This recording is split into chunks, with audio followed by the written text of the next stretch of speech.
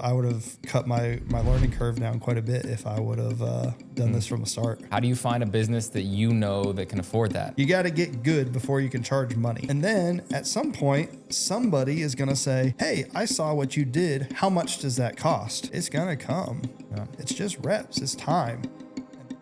Brian, I have watched 5,000 videos on YouTube, Instagram, TikTok about how to make $100,000 per month, $5,000 a month, how to make your purse $10,000 per month. And I've tried, and I know a lot of other people that have tried, but when you're doing it alone, it's really hard. You've actually done it. How did you do that the first time? Yeah, so if we're looking at the number $20,000 a month, I think that's an aspirational goal. That's also the number where I started hiring out. So once I started hitting $20,000 a month in revenue, not profit, in revenue, which means the money that's coming in, you have expenses. Expenses minus your revenue equals your profit. That's the money you put in your pocket. But if we're looking at from a revenue perspective, $20,000 a month, in my opinion, is kind of easy to get to.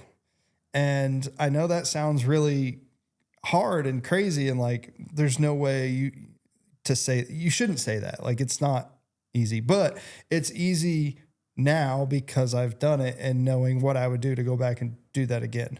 So to get there, step one that I did was found an area of business in which I would like to explore. So for me, it was video marketing. And I found video marketing and said, okay, this is something that I think that other businesses need, and other businesses are willing to pay somebody full-time for this or part-time or on a contract. And it's something that's always in their budget. So I said, great, I'm going to do video marketing. Because I knew they had a budget for it and I knew what a full-time employee of that was, I knew if I charged a percentage of that to give them a percentage of full-time work, then they're willing to pay it. So I kind of started out my business finding this $1,500 range was the equivalent price for what I could offer based on my skill set and knowledge, and that a business is willing to pay every single month.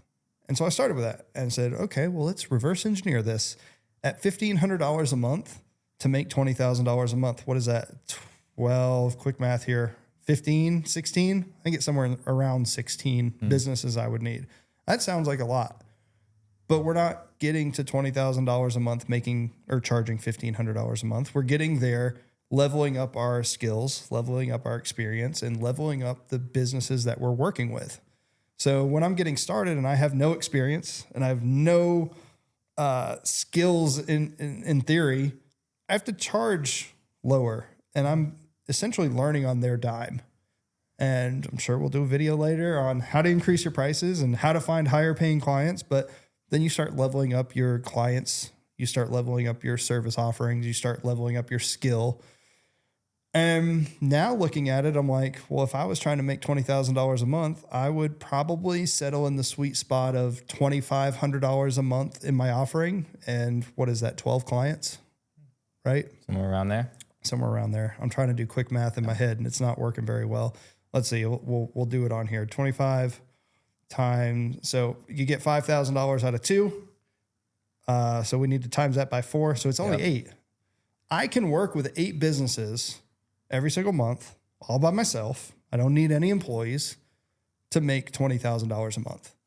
And you figure out, okay, based on $2,500 a month, what is the value that a business would need to get out of you to do that? And I like this thought process because $2,500 a month per business is less than paying a full-time person. So you're not going to be able to hire a videographer and marketer in-house for less than that.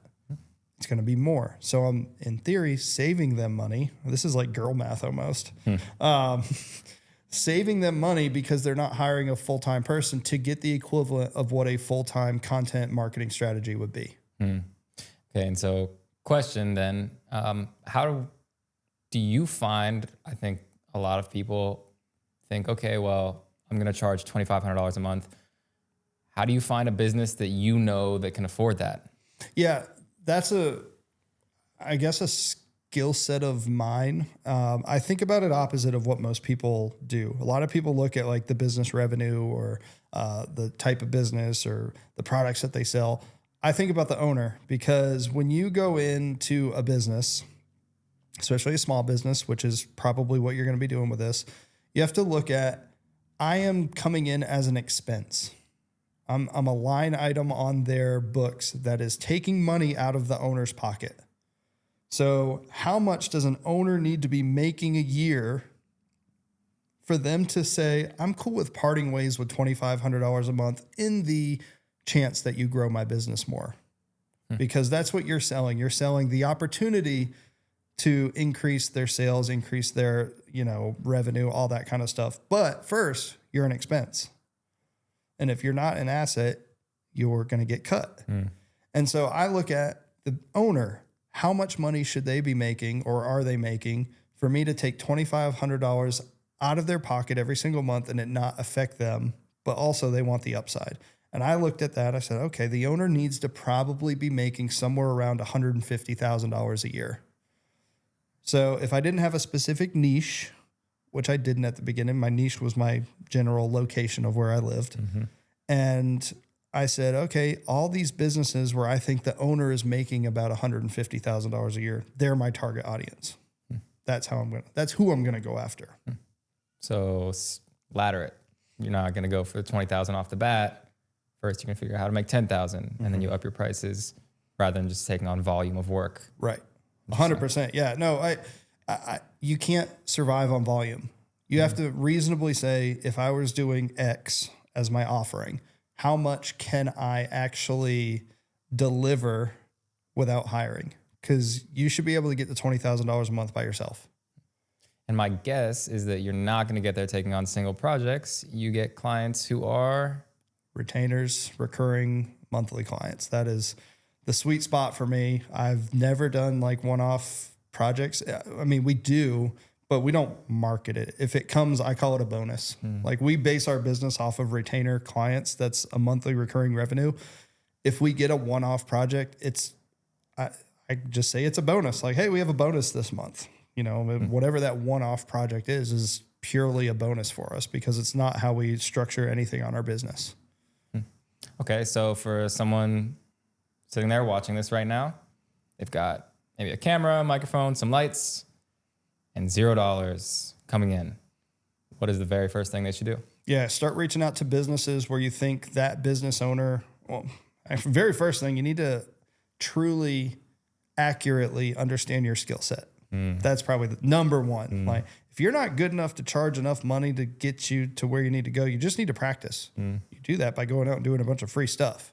So ask businesses, can I do this for free? I'm going to give you all the rights. I'm not trying to sell you anything. I'm just trying to practice. They're all going to say yes. And if they say no, then go do it anyway until someone tells you to stop. I mean, you got to get good before you can charge money. And then at some point, somebody is going to say, hey, I saw what you did. How much does that cost? Oh, I could probably charge money for this now. I've gotten good enough to have something where I can charge. And that's number one. After that, then it's kind of the same thing of that, is you start reaching out to businesses and say, this is what I do. This is what the charge is. Is it something that's interesting to you? I kicked myself for not doing this at the beginning, and it's hard when you're starting out because you kind of say yes to everything. I would really try and niche down into what you want to film. If you're in video or whatever business you want to work with, I would really try to only shoot and practice and post all of that. Example, I work with a lot of law firms or professional services. Well, I do talking head, so I practice talking head. I practice my lighting setups. I practice making the best interview possible. And then I really only talk to those professional services. I didn't go and shoot like sports, although it's way more fun. But if I did, I didn't post it, or I posted it and said like, hey, did this for a friend. I didn't come off as like, this is the work that I do. That other stuff will come, and it still will come. But leveling up your skill in the thing that you want to do and only showcasing and highlighting the things that you're trying to go after in a specific audience in a specific niche will pay dividends in the long run. It's really hard to do up front mentally to say no to certain things. So baseline, you got to get good before you can get paid. So get your reps in. Number 2, do what you want to do, right? Yeah, reach out to the people that you want to work with and just ask. I mean, you're going to have 100 asks before one person says yes. And you're going to have to get really good at hearing the word no. But if you're continuing building your portfolio and showcasing your skills and talent, it's going to come. Yeah. It's just reps. It's time. And then once 2 or 3 people in your industry you're working with, someone else sees it, they're like, well, who's doing your stuff? It looks really good. It's new. You guys never had good videos. And look at these videos. They're awesome. They say, oh, I'm working with this person. And then they reach out and the word of mouth starts trickling in the right industry with the right network. Because I'm going to tell you right now, people that make $150,000 a year that are business owners hang out with other people that are making $150,000 a year as business owners.